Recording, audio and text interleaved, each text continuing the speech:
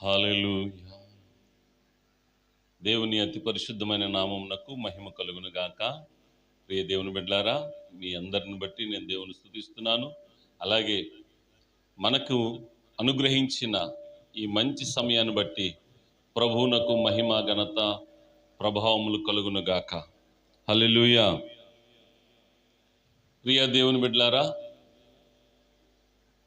ఈ శ్రేష్టమైన మంచి రోజును ప్రభు మనకు అనుగ్రహించారు. ఇందులో నీ ద్వారా నా ద్వారా భూమి మీద ఆయన మహత్కార్యములు చేయనయున్నారు. ఆయన చేయబోతున్న కార్యమును కన్నులారా చూద్దాం, ఆయనను గణపరుద్దాం.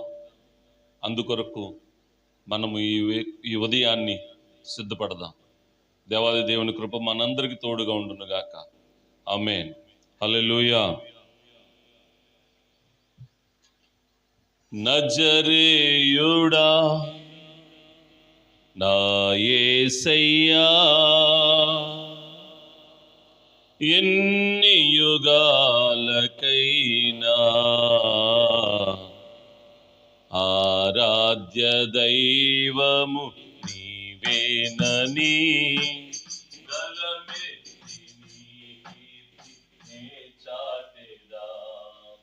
నజరేయుడా నా యేసయ్యా, ఎన్ని యుగాలకైనా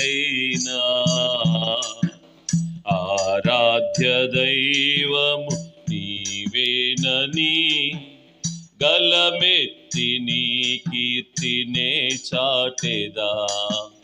నజరేయుడా నా యేసయ్యా,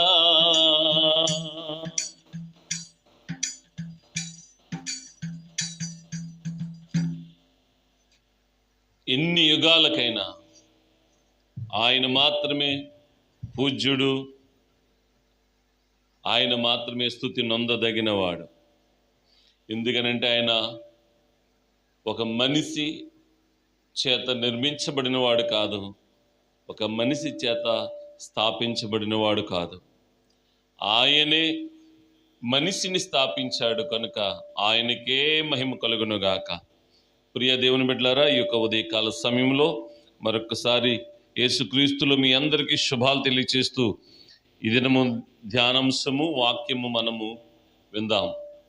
నీవు దేవుని చేతిలో సురక్షితముగా ఉన్నావు. నీవు దేవుని చేతిలో సురక్షితముగా ఉన్నావు. ఈ ఉదయకాల స్థుతిలో నీవు ఎక్కడ ఉన్నావు? నీ యొక్క స్థితిగతులేంటి? నీ ఉద్దేశములేంటి? ఇవన్నీ తెలిసిన దేవుడు ఈ దినమును నీకు శ్రేష్టమైన సహాయాన్ని అందించబోతున్నాడు. దేవునికి స్తోత్రం కలుగును గాక. హల్లెలూయా. దేవునికి స్తోత్రం.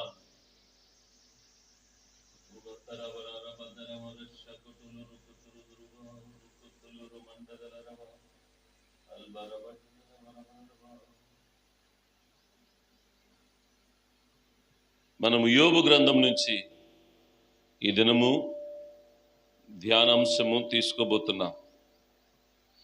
యోబును గురించినటువంటి విషయాన్ని తండ్రి అయిన దేవుడు మరొక్కసారి సాతానుతో ప్రస్తావించవలసిన సమయం వచ్చింది. ఆ సమయంలో యోబు గ్రంథం 2వ అధ్యాయంలో, ఇదిగో నా సేవకుడైన యోబును చూచితివా,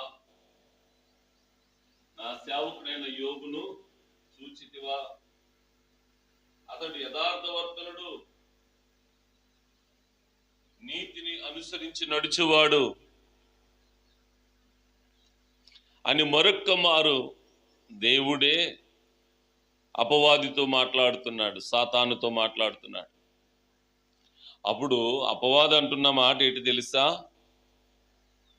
మీరు 2వ అధ్యాయము చూస్తే 4వ వచనం, అపవాది చర్మము కాపాడుకొనుటకై చర్మమును, తన ప్రాణమును కాపాడుకొనుటకై తనకు కలిగినది యావత్తును నరుడిచ్చును గదా ఇంకొకసారి నీవు చేయి చాపి అతని ఎముకను అతని దేహమును మొత్తిని ఎడల అతడు నీ ముఖము ఎదుటనే దూషించి నిన్ను విడిచిపోవును అనెను. మొదటి అధ్యాయంలో మనకు కనపడే విషయం ఏంటంటే, ప్రియ దేవుని బిడ్డలారా,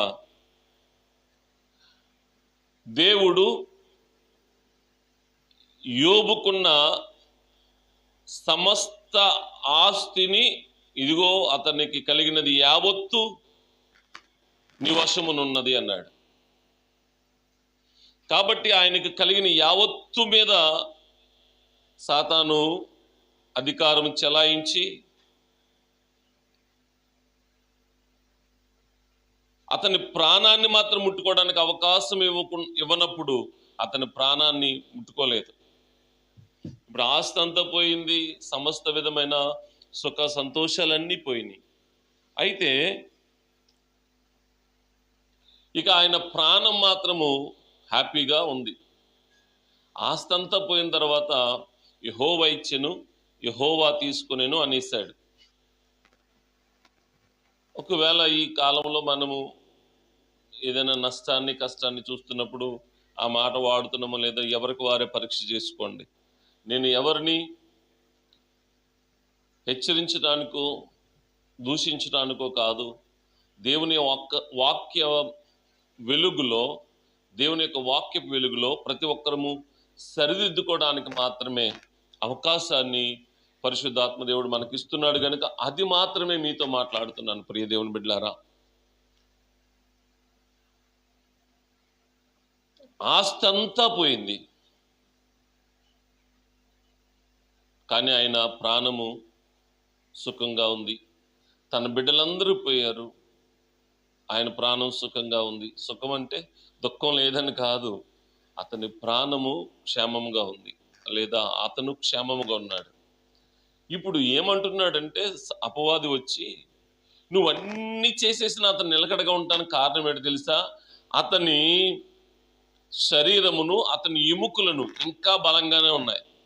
అతని శరీరం ఆరోగ్యంగా ఉంది, అతని ఎముకలు బలంగా ఉన్నాయి.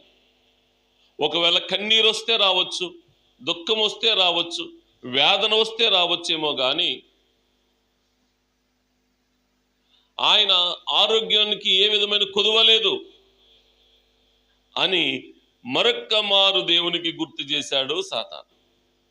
ఇప్పుడు దేవుడు ఏమంటున్నాడంటే 6వ వచనంలో, 2వ అధ్యాయం 6వ వచనంలో, అందుకు యెహోవా అతడు నీ వశముననున్నాడు, అతని ప్రాణమును మాత్రము నీవు ముట్టవద్దని సెలవిచ్చింది. ఇప్పుడు 2వ అవకాశం ఏంటంటే, దేహము, మన దేహము మీద ఆయన అవకాశం ఇచ్చాడు. ఈ దేహము మీద ఆయన అవకాశం ఇచ్చాడు, ఈ దేహము మీద అవకాశం ఇచ్చాడు. అయితే ప్రాణాన్ని మాత్రం దేవుడు తన వశములో ఉంచుకున్నాడు. ఈ ప్రాణాన్ని దేవుడు తన వశములో ఉంచుకుని ఈ దేహాన్ని మాత్రము సాతాను వశానికి అప్పగించాడు. ఇప్పుడు సాతాను ఈ దేహమును భయంకరమైనటువంటి పుండ్ల చేత, భయంకరమైనటువంటి బాధ కలిగించే పుండ్లండి.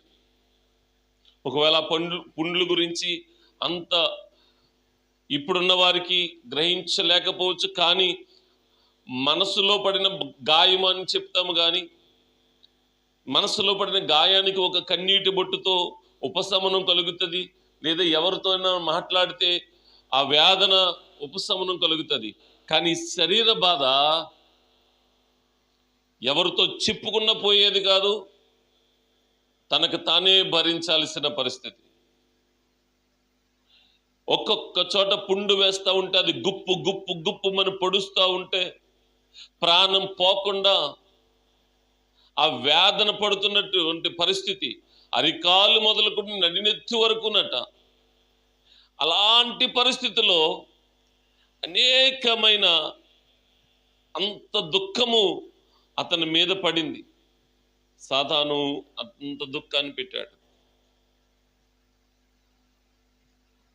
ఈ శరీరం ఎలా మారిపోయిందంటే ఇక తాను గోక్కోవడానికి చేతుల్లో ఒకవేళ వేళ్ళు గోర్లు ఉన్నాయో లేదా వాటికి అంత ఇంకా వాటి వలనంత సమస్య తీరకపోవడం వలన చిల్ల పెంకులు పెట్టి పెంట మీద కూర్చుని బూడిది పోసుకొని ఎలాగ ఆ ఆక్రందనను వెల్లడి చేయాలో తెలియలేదు. మొదట తన బిడ్డలు కానీ తన ఆస్తి కానీ పోయినప్పుడు ఆక్రందనను వెల్లడి చేయడానికి ఒకే ఒక పదం వాడాడు, దేవుడిచ్చాడు దేవుడు తీసుకున్నాడు, యెహోవా ఇచ్చాడు యెహోవా తీసుకున్నాడని మాట్లాడగలిగాడు. కానీ ఇప్పుడు ఈ బాధ ఆయన అనుభవిస్తున్నప్పుడు ఆ పదాలు రావడం లేదు. ఆ వేదన అనుభవిస్తూ ఉన్నాడు. అయితే అంత వేదనలో అంత శోధనలో కూడా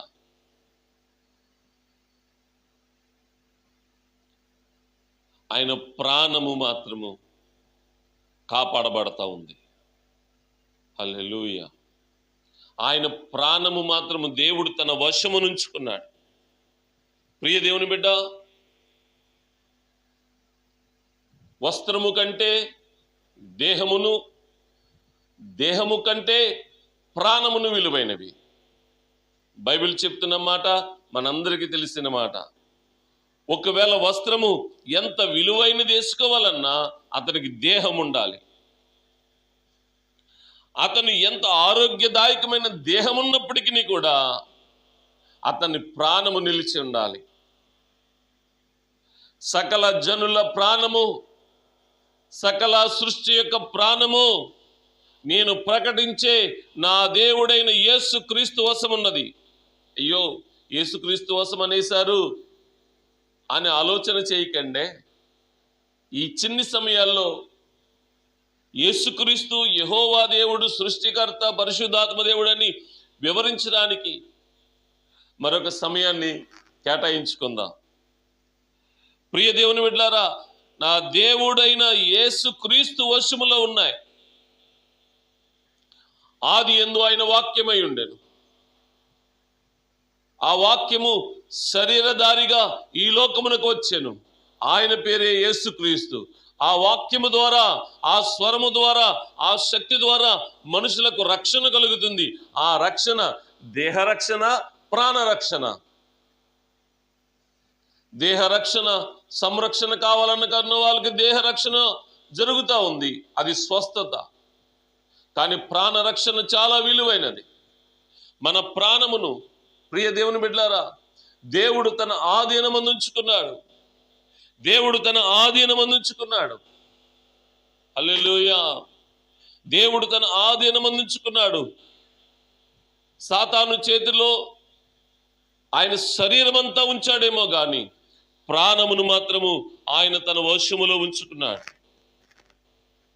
మనందరము సామెతగా వాడినా ఎలా వాడినా, ఒరే బాబు కాలు ఇరిగింది కదా, పర్లేదు ఏదో టైంకి అదుక్కుంటుంది, ప్రాణం దక్కిందిరా చాలురా, పిల్లలు దక్కారా చాలురా అంటాం.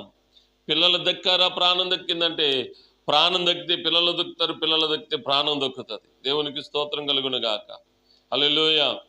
ప్రాణము చాలా విలువైనది. ఈ రోజు కాకపోతే రేపైనా సంపాదించుకోవచ్చు అంటాం. ఈ మంచి ధైర్యము కలిగిన మన మాటల్లో ప్రియ దేవుని బిడ్డలారా దేవుని బ్యాక్గ్రౌండ్ ఉందన్నమాట. దేవుని మాట ఉన్నదన్నమాట. నీ ప్రాణం ఉన్నది కదా, ఆ ప్రాణాన్ని కాపాడాను. ఈరోజు ప్రియ దేవుని బిడ్డలారా ఆత్మీయంగా మనమందరము ప్రస్తుత కాలానికి దీన్ని వర్ణించుకుంటే, నీవు చేరదలిసిన, పొందదలిసిన ఆర్థిక పరమైనటువంటి సమృద్ధి నువ్వు పొందకపోవచ్చు. కంగారు పడకు. అలాగే నువ్వు పొందినది, నీ సంపాదించిందంతా ఏదో రీతిగా అది బయటికి వెళ్ళిపోయి ఉండొచ్చు. కంగారు పడకు. అలాగే నీ దేహము వివిధ రకాల బలహీనతల చేత, వ్యాధుల చేత, లేదా రుగ్మతల చేత, తీక్షణమైన నొప్పుల చేత ఒకవేళ బాధించబడుతూ ఉండవచ్చు. కంగారు పడవద్దండి. కంగారు పడవద్దండి. దేవుని యొక్క వాక్యమును బట్టి సెలవిస్తూ ఉన్నాను. ఏ సమస్య ఎదుటికి వచ్చినా మీదకి వచ్చినా కంగారు పడవద్దు. ఎందుకంటే నీ ప్రాణము నేటికి నిలిచి ఉన్నది అనంటే నీకు దేవుడు గొప్ప కార్యములు చేయబోతున్నాడు. ఆయన నీ ప్రాణమును నిలబెట్టుటకు కారణం ఏంటో తెలుసా? నీ ద్వారా ఇంకను ఆయనకు మహిమ వచ్చే విధముగా నిన్ను నిలబెట్టుకోబోతున్నాడు. నిజమే, చాలా మంది పోయిన వారి గురించి వేదన పడుతూ ఉంటాం. అది మనకు వారికి ఉన్నటువంటి మధ్య ప్రేమ బంధాలు. పోయిన వారు నువ్వు తేవగలవా అంటే తేలేమో అని చెబుతాం, అది సత్యం. కాకపోతే నువ్వు తెచ్చుకోగలవు. అబ్బో, యోబులా మళ్ళా కనాలా అనండి లేదా అనకపోయినా పర్వాలేదు, దాని వివరణ మాత్రం చెప్తా. ఈరోజు నువ్వెవరినైతే కోల్పోయావో, నీ ప్రాణం ఉన్నంత వరకు నీ దేవుని మీదగా నమ్మకం ఉంటే, యేసయ్య చెప్పాడు, ఈ లోకములో మీరు నా నిమిత్తము అన్నదమ్ములనైనను అక్కచెల్లెలనైనను తల్లిదండ్రులనైనను ఎవరినైనా విడిచిపెడితే పరలోకమందు 100 కలిగిస్తానన్నాడు. హల్లెలూయా. పరలోకములో ఈ దినమున నువ్వు కోల్పోయిన బిడ్డను, లేదా నువ్వు కోల్పోయినటువంటి ఆస్తిని, నువ్వు కోల్పోయినటువంటి ప్రతి విధమైనటువంటి సౌకర్యాన్ని విడిచిపెట్టుకున్నావా? నీ ప్రాణం బాగుందా? నీ ప్రాణము ద్వారా దేవుణ్ణి గణపరుస్తూ ఉండటానికి నువ్వు ఇష్టపడ్డావా? అయితే నువ్వు ధన్యుడు. నువ్వు ధన్యుడు. ఎందుకు ధన్యుడు అంటే నీ ప్రాణాన్ని బట్టి నువ్వు ఆయన స్తుతిస్తున్నావు కదా. ఆయన నీకు మేలైనది దాచి ఉంచాడు, పరమందు దాచి ఉంచాడు, నిత్యత్వములో దాచి ఉంచాడు. ఆ నిత్యత్వములో నీవు పొందుటకు ఒక నిర్వచనముగా, ఒక సూచనగా, ఒక సాదృశ్యముగా ఇక్కడ యోబు గ్రంథం కనబడతా ఉంది. ప్రియదేవుని బిడ్డలారా, యేసుక్రీస్తునందున్న వారికి ఏ శిక్షావిధి లేదు అని ఉంది. మరి మరణము రాదా? మరణము రావచ్చు, కానీ ప్రాణము శిక్షలో పడదు. ప్రాణము చాలా ముఖ్యం. మనము జీవిస్తామంటే మరలా మనకు ప్రాణము వస్తుంది. యెహెజ్కేలు గ్రంథము 37వ అధ్యాయంలో అదే కదా, ఎండిని ఎముకలన్నిటినీ మరలా తిరిగి జీవములోనికి నడిపించమని ప్రవక్త చెప్పగా వారు మహాసైన్యముగా, దేవునికి మహాసైన్యముగా వర్ధిల్లారు. అలాగే నీవు నిన్ను కూడా వర్ధిల్లుతావు. ఆ వర్ధిల్లటం కోసం ప్రియ దేవుని బిడ్డలారా, మీరు ఆశపడండి. ఈ లోకంలో నీ ప్రాణం ఇంకా నీతో ఉన్నది. నీ ప్రాణం ఇంకా నీలో ఉన్నది. నీలో ఉన్న నీ ప్రాణము దేవుని మహిమ కొరకు మరలా చిగురించబోతుంది. దేవుని మహిమ కొరకు మరలా బలం పొందుకుంటుంది. ఈ దేవుని మహిమ కొరకు నీ దేహాన్ని మరలా బలంతో నింపుతుంది.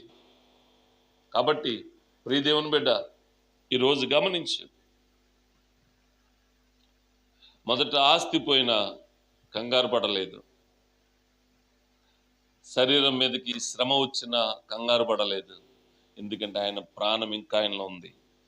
ఆయన అంటాడు కదా, నేను యథార్థతను ఎంత మాత్రమును విడిచిపెట్టను. ఎందుకో తెలుసా?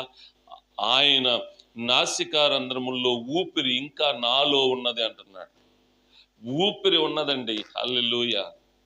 అద్భుతమైనటువంటి దేవుని ప్రణాళిక మన ద్వారా జరగబోతుంది. ఈరోజు నీ ద్వారా జరగబోతుంది. ఒకవేళ నువ్వు ఒక సేవకునిగా ఆశీర్వాదకరమైనటువంటి విషయాన్ని చెప్తున్నా, నువ్వు కట్టాలనుకున్నది కట్టలేదా? లేదా నువ్వు చేయాలనుకున్న కార్యం చేయలేకపోయావా? నువ్వు కూడగట్టాలనుకున్నది కూడగట్టలేకపోయావా? కంగారు పడకు. నీ ప్రాణం ఉన్నది కదా, తప్పక ఆశగల ప్రాణం తృప్తిపరచబడుతుంది. నీ ప్రాణము దేవుని చేతిలో భద్రంగా ఉందండి. నీ ప్రాణము దేవుని చేతిలో భద్రంగా ఉంది కనుక నువ్వు మరలా ఇవన్నీ చేయగలవన్న నిరీక్షణ నీలో ఉండాలి. నిరీక్షణ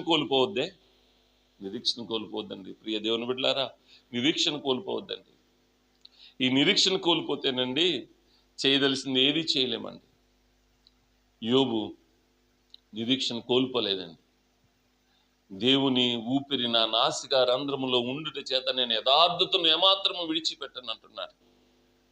నీ జీవితంలో, నా జీవితంలో ఈ ఉదయకాల సమయంలో దేవుడు మనకు అనుగ్రహించిన ఈ శ్రేష్టమైన దినాన్ని ప్రాణం కాపాడబడింది.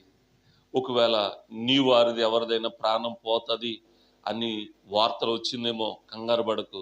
ఈరోజు ఆయన సేవకునిగా నేను చెప్తున్నాను, ప్రాణాపాయ స్థితిలో ఉన్న వారిని నీ బంధువుల ప్రాణము కానీ, నీ రక్త సంబంధుల ప్రాణము కానీ కాపాడబడతా ఉంది. ఈరోజు వాగ్దానం అదే. యోబు ప్రాణము దేవుని చేతిలో భద్రముగా ఉన్నట్టే నీ వారి ప్రాణము, నీ ప్రాణము దేవుని చేతిలో భద్రంగా ఉంది.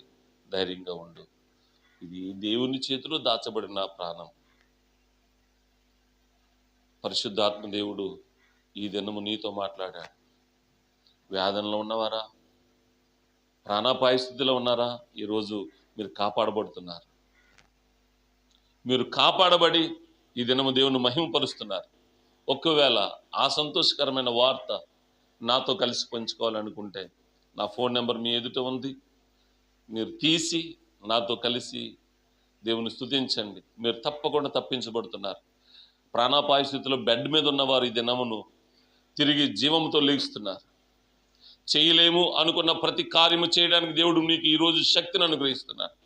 ఇది దేవుని వాక్కు, దేవుని వాగ్దానం. అది నువ్వు అనుభవించదువుగాక. ప్రార్థన చేసుకుందాం. పరమ తండ్రి, వందనాలు ప్రభువా.